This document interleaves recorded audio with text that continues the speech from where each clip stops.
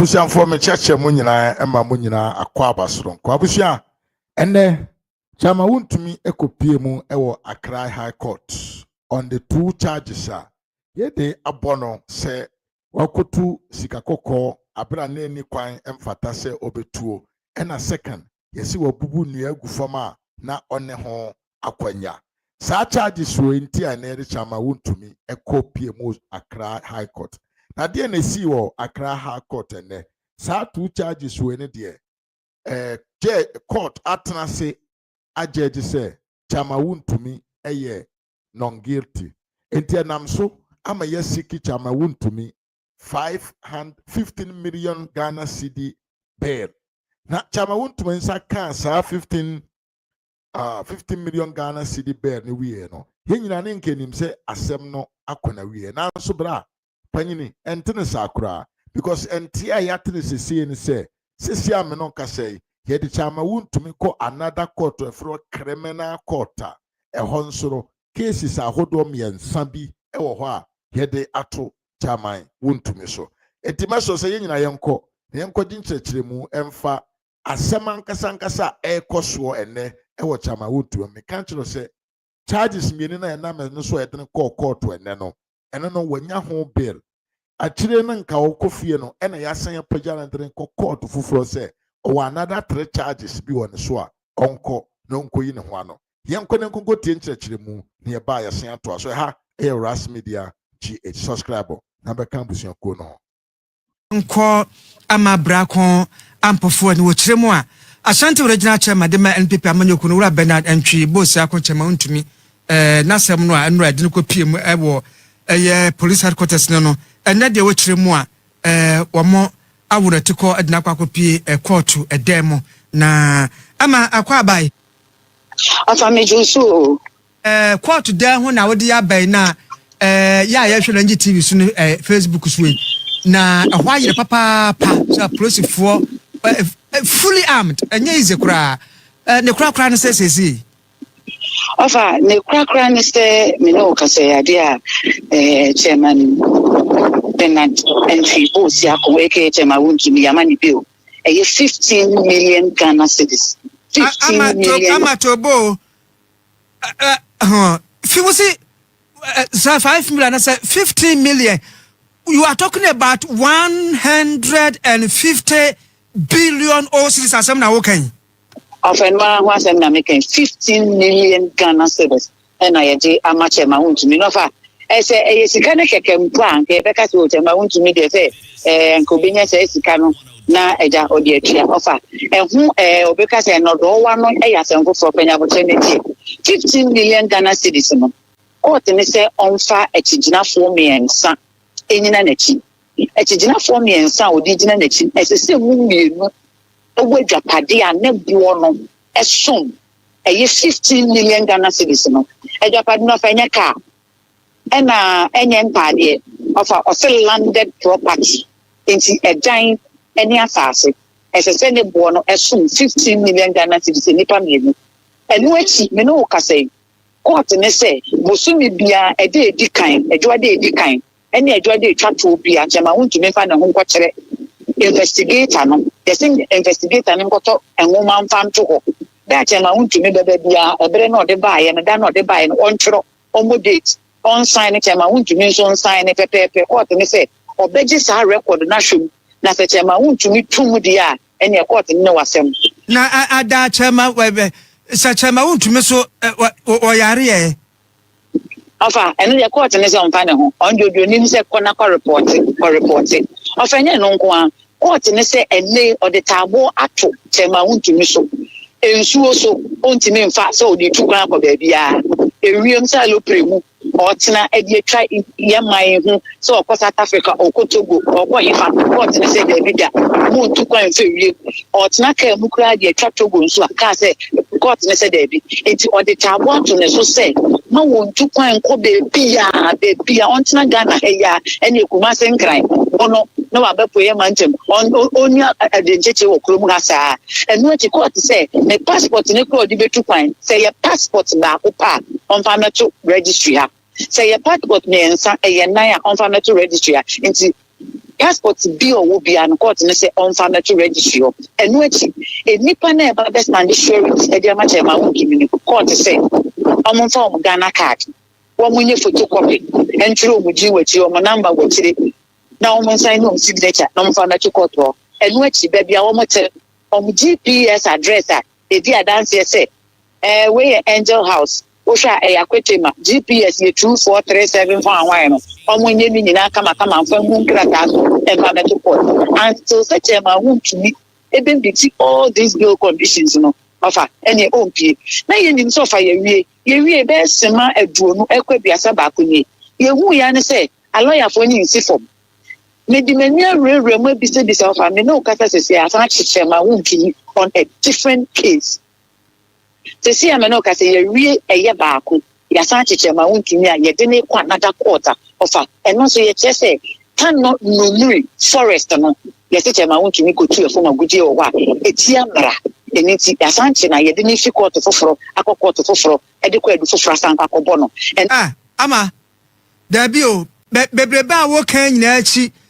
15 million Ghana cedi bay, nipa mienu. Yeah, Nentam Jafo, one more landed property, and also 15 million Ghana cedis. Unibia, young prima uncle, Nayi, Nina Chino. Yasachino for another case. Yeah, I know see a piano. Eh.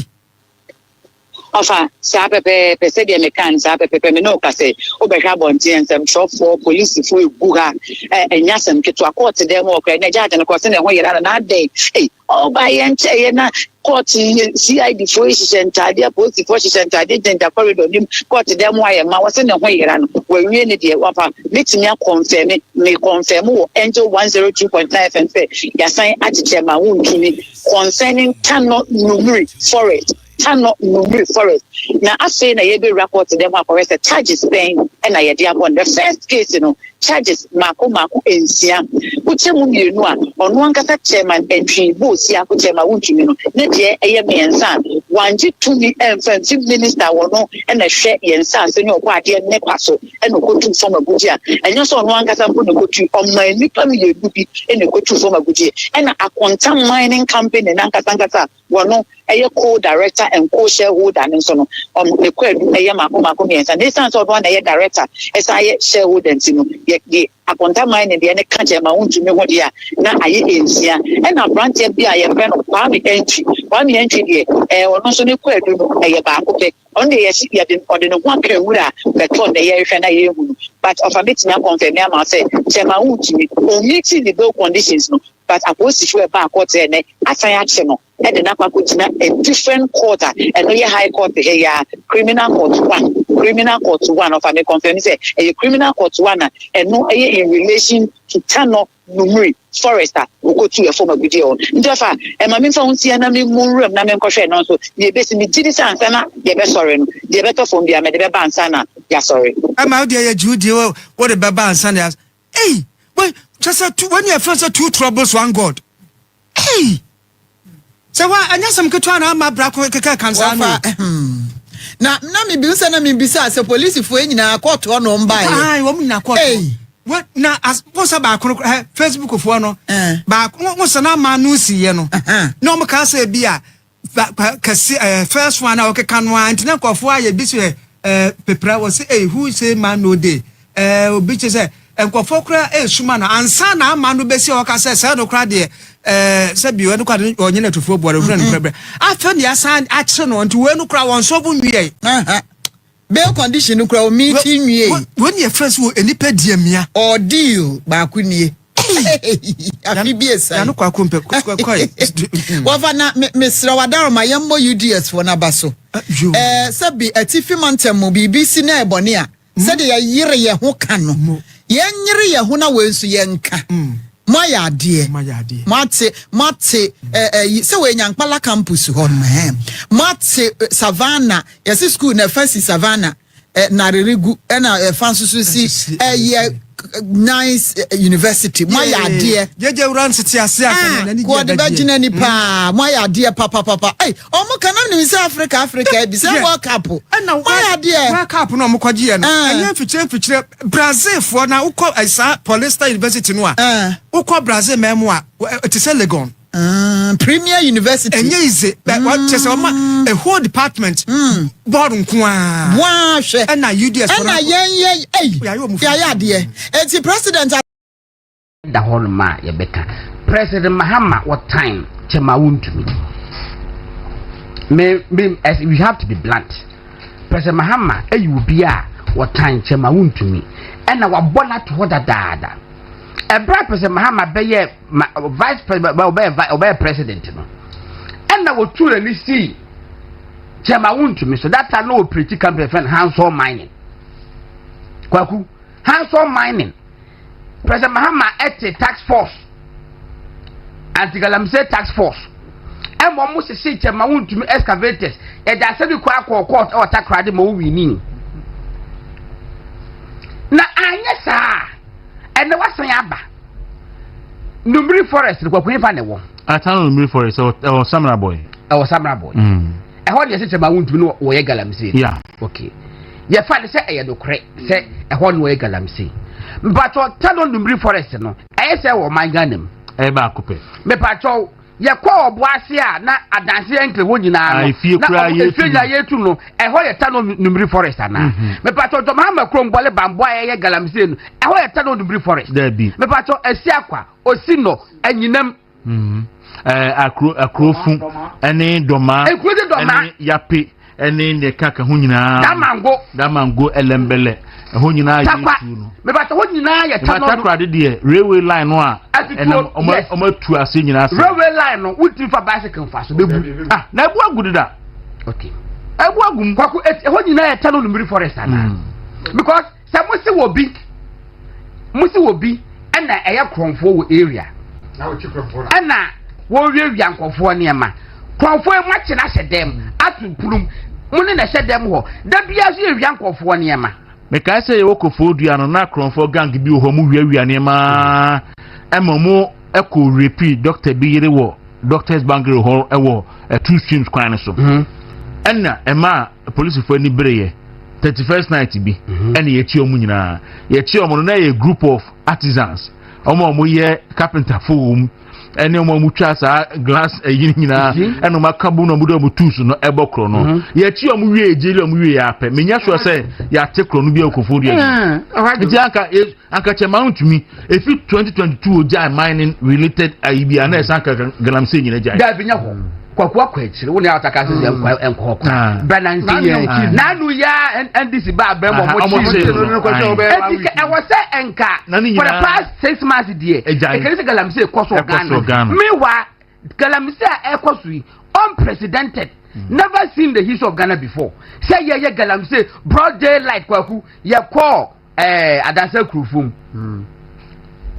babia Jimmy Dam no Ura just about 10 meters before Jimmy Dam on the right hand side.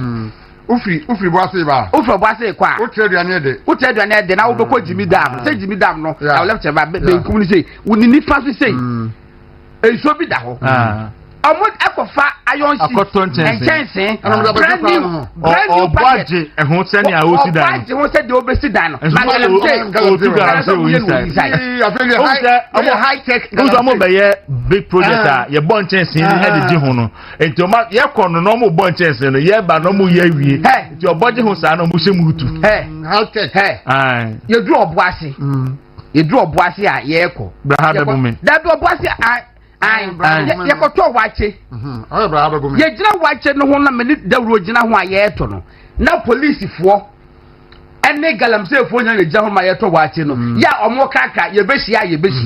galamsey ni na police na muni be omo ko na se na se asomo ko adwuma o se da bi omo ko side to side omo ko gin sa body omo ko jeje na dia baka that is where we are enti enye chema wontumi no galamsey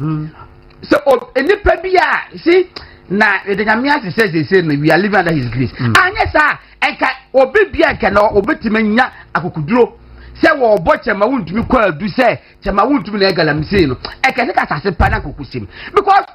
Attorney General himself na kan na be friend na usu ayi manachi ana pa ya gabro bo galamsey ni chairman issue iso ana say ye ni snap ni nkosua say hadi ye ni bi ana say ono ade wo snap nje bokwa koto ayi kosua papa no bi no enye portrait nkosua no sen kokko nkosua no na obi biara ti say de wo kan a galamsey wanya so mfaso obi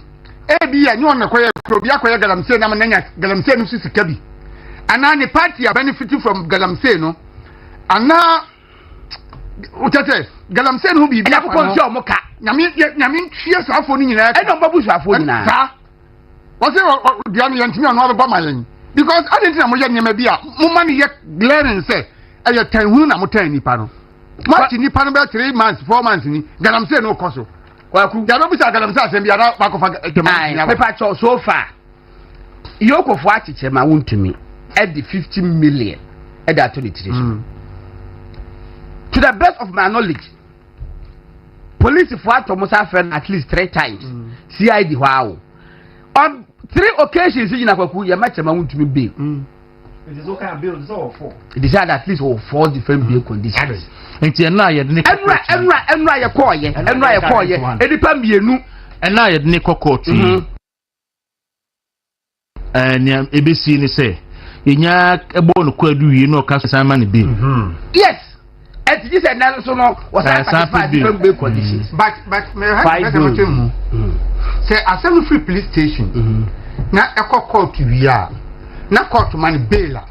say yes our police inquiry base ni ayi free ho na police ni ko no ma da bi o call di bail a police ho no kwa kuya ko police ko presa da bi a o di bail na no ba ku be ko ye da na no ba ku bom ka so mra 1 o'clock no ye free mu say enyumre 7:30 ya no ye free ho no ya no so no ye bail ade so wo bail down enra wia ya no so ya mani bail e pa bienu 1 million Ghana cedis and then prosecutors beka say your friend say you keep in custody for investigation sana ya intelligence FHM say a man for pushing for 2 weeks a remand e dey matter ma wuntumi ya ka say e oppose a o beka say ye no so say sa bail conditions ye be say dia man but obi say ma wuntumi hu say Nelson Mandela so bi I was thinking ma wuntumi hu so Nelson Mandela kwaku do ye nyina no da bi nyame be ma no so ati wo mo ye ni sa ni nyina Attorney General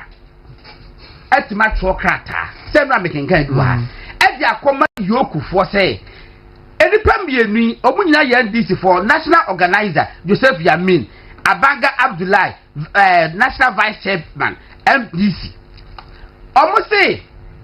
yatete ne mframam ena na edede obia no media for so ekekan e trotro ho nsem say enipa mienu omo ye galamsey na edida nkofo ano ema media for so ekan publish ye no national security for aye intelligence aye investigations na report no by no aye so credible for a year nyina discretion nyina na free attorney general krata no was it a credible report say the pambienu aye galamsey etinye bia ni was a credible intelligence report but intelligence and that black bank for the intelligence in the bank. National security for the unless say he's telling me say national security or intelligence in a bogus.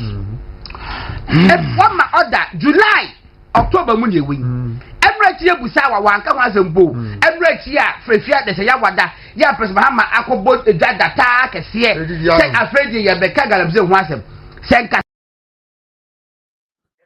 abusianfo enti se wutie nsem ye kwena se ndisi fo wadwe bone pa kese e de ma chama wuntumi eno ho adwuma na omo ye se ombetete chama wuntumi a for the whole 4 years na mahama bedino chama wuntumi ena ye nipa ombetete na pa enti na de ekono no chama wuntumi enra